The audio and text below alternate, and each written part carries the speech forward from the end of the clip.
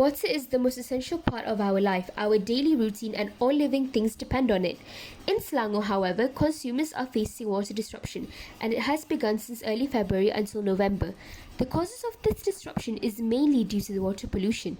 So what are the consumers' emotion about this? In the first phase, from February until April, the consumer showed high emotion pattern for annoyance, while followed by frustrated and not surprised. In the second phase, from May until August, the consumer showed high emotion patterns for frustration, followed by annoyed and angry.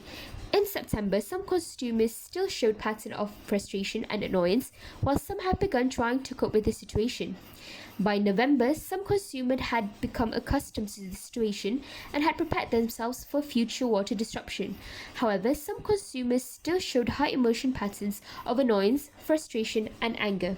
In the context of receiving water, consumers had showed high emotion patterns of happy when receiving water from water tanks, and high emotion of anger if they do not.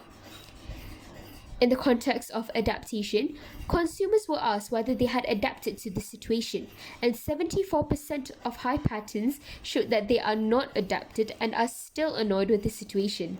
There are several initiatives that can be taken to prevent this disruption.